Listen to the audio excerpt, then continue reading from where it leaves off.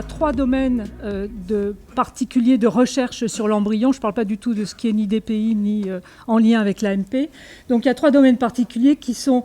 le premier, c'est de comprendre finalement le développement, d'essayer de comprendre le développement embryonnaire humain, qui n'a pas grand-chose à voir avec le développement humain, même s'il y a certaines choses qui sont communes. La deuxième chose, c'est d'explorer en fait les erreurs des programmes génétiques et épigénétiques qui peuvent survenir chez ces embryons. Et la troisième chose, c'est que l'embryon est une source de cellules pour dériver en fait des cellules souches embryonnaires. Donc dans le premier domaine, en fait, qui est d'explorer le développement embryonnaire, donc en fait ça a été possible et ça a été vraiment merveilleusement dit ce matin, ça a été rendu possible par les progrès de la technique, en particulier dans les domaines de l'exploration génétique, d'abord globale et puis l'avènement du single cell, enfin de l'analyse au niveau de l'échelon unicellulaire, également les progrès de l'imagerie. Et en fait, on a pu, grâce à ces différentes techniques, finalement étudier les différentes étapes de ce développement embryonnaire, la reprogrammation du zygote, le cleavage, l'activation du génome du zygote et ensuite les décisions de s'engager dans une spécification de lignée, trophectoderme versus masse interne, et ensuite endoderme primitif versus épiblaste. Et donc chacune de ces étapes a été étudiée finalement dans des recherches qui ont été faites en France, je vais y revenir. Il y a d'autres recherches qui ont été faites aussi qui ont consisté à cultiver l'embryon in vitro en présence d'inhibiteurs ou de stimulants des voies de signalisation, de façon à regarder ce qui était important pour ces décisions de spécification de lignée. Alors pour ce domaine, donc il y a 12 projets qui ont effectivement été autorisés par l'agence depuis 2006, que j'ai classés ici non pas par chronologie de demande, mais plus par grandes questions posées. Donc il y a effectivement des questions qui sont posées en essayant de voir quelles étaient l'expression dans des embryons humains de certaines protéines, en particulier qui pouvaient être en lien avec en fait la distribution dans des embryons viables ou non viables, ou bien qui pouvaient être en lien avec un processus de déclenchement de l'apoptose au cours du développement embryonnaire. Donc c'était des projets qui étaient montés en 2008 par Jean-François Guérin, Abdel Aouacharia, ou par Samir Hamama en 2007 et en 2012, ou bien par Odile Lacroix pour l'expression d'une autre protéine dans l'embryon. Donc recherche de biomarqueurs qui pouvaient, comme ça a été dit ce matin, éventuellement être corrélés avec une progression du développement embryonnaire et un résultat de la fécondation in vitro. Deuxièmement, c'était une analyse génomique en fait, du développement embryonnaire qui a été fait avec dans l'idée éventuellement de pouvoir différencier ce qui était une spécification de lignée entre trophectoderme versus masse interne. C'était un projet de John DeVos, par exemple, dans les années 2007. Et je dois dire que les équipes de Montpellier ont été pionnières, finalement, dans l'engagement de ces projets de recherche en France pour ce qui est de l'analyse génétique du développement embryonnaire humain. Et puis également l'analyse du profil génétique pendant le développement embryonnaire en comparant les cellules embryonnaires, les cellules totipotentes et les lignées pluripotentes, et en montrant qu'effectivement les programmes génétiques étaient différents. C'est également le programme des équipes de Montpellier. Et beaucoup plus récemment, le programme qui est développé à Nantes par Laurent David, qui peut vous en parler plus précisément, sur l'analyse single cell en fait, du développement au cours de l'embryon, du développement de l'embryon préimplantatoire. Et toujours avec finalement ce que peut apporter cette analyse à l'échelon des cellules individuelles, eh bien, il y a aussi tout un programme, notamment le programme de développement de Catherine Patra, en collaboration avec l'équipe de Curie, qui s'attache à essayer de comprendre la reprogrammation épigénétique au cours du développement embryonnaire, en particulier en étudiant comme modèle l'inactivation de l'X avec des superbes résultats au cours de ces dernières années. Et quatrième catégorie, si je puis dire, c'est plus l'essai d'explorer les anomalies qui peuvent survenir au cours du développement embryonnaire ou qui sont liées à certaines anomalies génétiques du développement embryonnaire. Et en particulier, c'est tout le programme dont Jean-Paul Bonnefond, je pense, va nous parler après, de l'analyse des mutations de l'ADN mitochondrial au cours du développement embryonnaire sur la ségrégation entre les ovocytes, puis ensuite les blastomères individuels, le nombre de copies de cet ADN et ce qui nous développera ultérieurement et que je ne peux pas, par manque de compétences, vous en dire plus là-dessus. Et il y a également la question qui était posée par l'équipe d'Annick Lefebvre et Jean-François Guérin sur les modulations en fait, du statut épigénétique de certains promoteurs de gènes pluripotents, embryonnaires, dans des embryons normaux ou dans des embryons arrêtés, en particulier après ICSI. Et également un projet de Montpellier sur les essais d'analyse de la ségrégation chromosomique dans les ovocytes et dans les embryons, en particulier en relation avec l'âge maternel. Donc ça, c'était un premier domaine qui était de recherche française, de projet français, sur finalement d'essayer de comprendre le développement embryonnaire avec différentes voies d'accès à cette compréhension. Il y a un deuxième domaine qui a trait au fait que l'embryon est une source de cellules, et notamment une source de cellules souches embryonnaires, donc les fameuses lignées de cellules souches pluripotentes qui sont dérivées à partir de l'embryon humain et en particulier à partir de la masse interne du blastocyste. Et donc en fait, ça s'est essentiellement développé depuis 1998 aux États-Unis, mais en France, ça s'est beaucoup développé dans les années 2007-2009.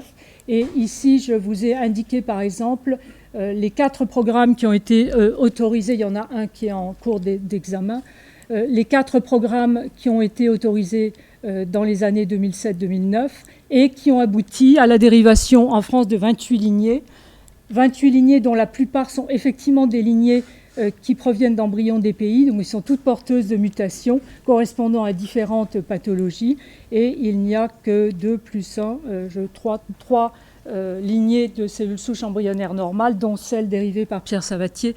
Je vais y revenir un instant sur le projet. Et donc parmi ces 28 lignées qui ont été dérivées, il y a 11 lignées qui sont actuellement utilisées dans des projets actuellement en cours en France. Voilà.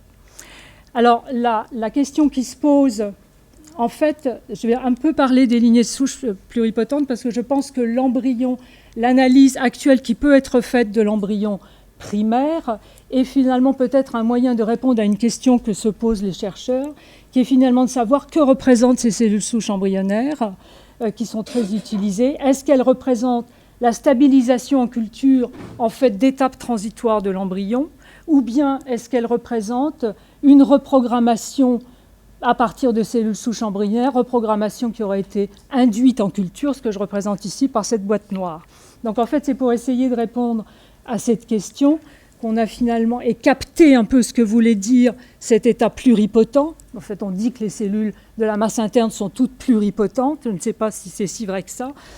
Mais donc, qu'est-ce que veut dire cet état de pluripotence? Et c'est ce qu'ont cherché à mettre en évidence les scientifiques, notamment en faisant des comparaisons à l'échelon moléculaire, soit à large échelle, soit maintenant plus à l'échelon des cellules uniques, de cellules souches embryonnaires avec différentes étapes de développement embryonnaire. C'est notamment en fait les projets qui ont été développés par John DeVos à Montpellier, qui sont développés par Laurent David, notamment au niveau single cell de l'embryon, et qui sont également développés, par exemple, si on utilise les modèles de reprogrammation épigénétique, et en particulier d'inactivation de l'X, ce que fait par exemple Claire Rougeul en regardant les patterns d'inactivation de l'X dans les cellules souches pluripotentes et en mettant en évidence qu'elle a fait un ARN non codant qui peut être très important. Et donc, ça serait important maintenant de regarder, par exemple, si cet ARN a un rôle dans le développement embryonnaire primaire. Donc, cette espèce de va-et-vient entre finalement des cellules souches pluripotentes qui sont un artefact et un développement embryonnaire humain que maintenant on est peut-être capable d'appréhender un petit peu mieux, peut être extrêmement fructueux pour la compréhension de l'un et de l'autre. Et donc, c'est un petit peu le sens de la raison pour laquelle je mentionne ces cellules souches embryonnaires. Et je les mentionne aussi pour une autre raison, c'est que maintenant la situation se complique beaucoup. Elle se complique parce que ce terme de pluripotence, finalement, était complètement hétérogène et qui est en train d'être disséqué lui aussi grâce, finalement, à notre capacité d'explorer l'expression moléculaire, et que maintenant, vous savez très probablement qu'on distingue plusieurs états de pluripotence. Je n'entre absolument pas dans le détail, mais un état de pluripotence qu'on dit amorcé ou primed, qui correspond chez la souris à des lignées de cellules souches embryonnaires qui dérivent de l'épiblaste et un état qui est un état naïf, disons plus pluripotent. J'espère que Pierre me corrigera si je dis des bêtises. Et cet état naïf qui, chez la souris, correspond probablement aux cellules souches embryonnaires réelles qui proviennent de la masse interne. Et en fait, ce qui est important ici, c'est qu'on peut passer de l'un à l'autre. Et donc là, encore une fois, la question qui se pose, c'est est-ce que ces deux états dans l'embryon humain correspondent à des états différents, à des étapes différentes ou non? Est-ce qu'on peut passer de l'un à l'autre? Et finalement, qu'est-ce que ces étapes peuvent avoir comme conséquence en termes éventuellement thérapeutiques ou même médicaux? Je vais juste prendre l'exemple de la publication récente de Pierre pour vous montrer en fait qu'à partir de cette lignée Oscar, donc qui est la lignée qu'il a dérivée, il a pu, en surexprimant une molécule STAT3, je n'entre pas dans le détail, mais il répondrait mieux que moi, dériver finalement une lignée qui est dite naïve, et que quand on fait une analyse transcriptomique, on voit finalement que cet état naïf est plus proche finalement d'un état embryonnaire primaire, donc de l'embryon in situ, je puis dire, que des cellules embryonnaires classiques que l'on a l'habitude, en fait, avec lesquelles on a l'habitude de travailler. Et donc, finalement, se pose le problème de savoir à quoi correspond cet état de pluripotence. Ce d'autant que maintenant, et donc là, j'aimerais bien poser la question finalement du sens de la terminologie.